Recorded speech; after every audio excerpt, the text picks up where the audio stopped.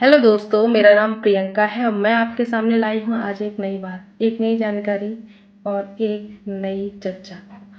आज जो मैंने विषय चुना है वो शायद आपको भी बहुत अच्छा लगेगा, क्योंकि आज हम बात करेंगे विश्व की सबसे शक्तिशाली खुफिया एजेंसीज के बारे में, जो है इजराइल से रिलेटेड। इजराइल तो आप जानते ही होंगे, इस समय भू राजनीति में अपनी आक्रामकता के लिए जाना जा रहा है।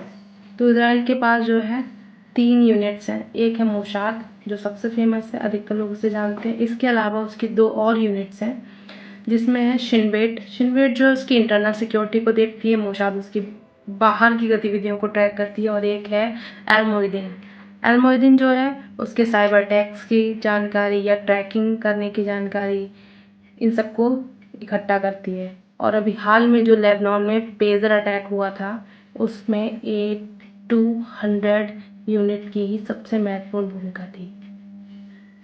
तो ये तो हो गई इजराइल की खुफिया एजेंसीज की जानकारी। अब हम बात करते हैं उनकी स्ट्रेटेजी की।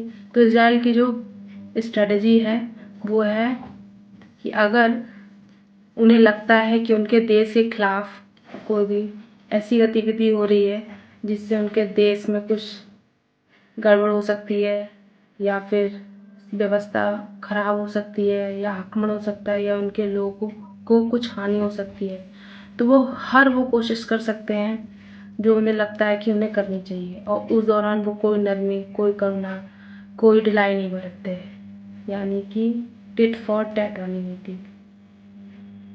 और शायद इसीलिए पूरे विश्व में उनकी जो मिशन है वो सफल रहे हैं। और अब तक के खुफिया एजेंसीज में सबसे सफल खुफिया एजेंसी में से एक है मोसाद।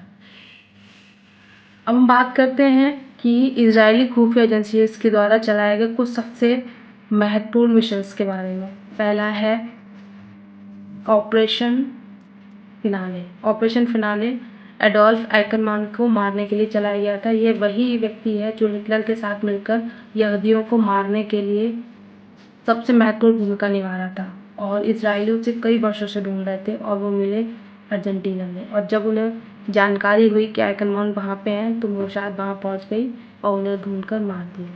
इसके बाद आता है ऑपरेशन रॉथ ऑफ गॉड ऑपरेशन का जो संबंध है वो 1972 में ओलंपिक खेलों के दौरान 11 इजरायली खिलाड़ियों को मारने से रिलेटेड है।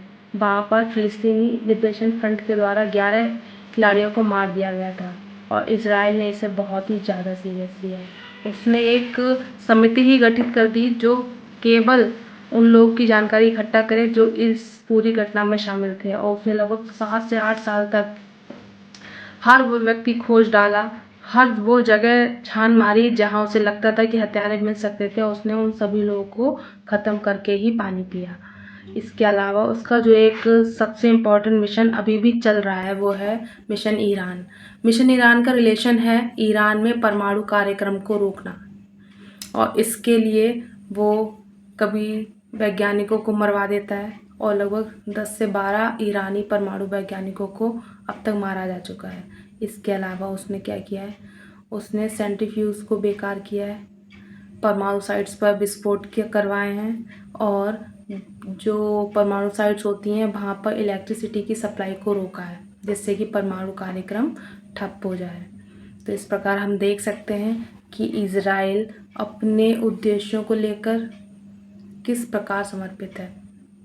कई बार उसकी आक्रामकता का, उसकी बर्बरता का बहुत आलोचना होती है, होनी भी चाहिए। हिंसा एक लिमिट से ज़्यादा हिंसा कभी भी मान्य नहीं होनी चाहिए। लेकिन इसका दूसरा पहलू भी हो सकता है कि यहूदियों ने अपने इतिहास में क्रूरता की जो सीमा देखी है वो आज तक किसी भी जाति ने नहीं देखी है। उनके 6-6, 7-7 लोगों को गैस चैम्बर में बंद करके हिटलर के द्वारा मारा गया है।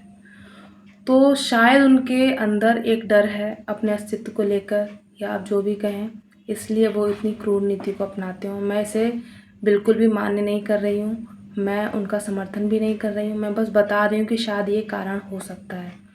और एक बात और, कि हिंसा को हिंसा से नहीं मिटाया जा सकता, उसे मिटाया जा सकता है केवल प्रेम से। ये हमने गांधी जी कह के गए हैं। और अगर ये सब जान लें तो जियो पॉलिटिक्स के मायने कुछ और हो जाएंगे।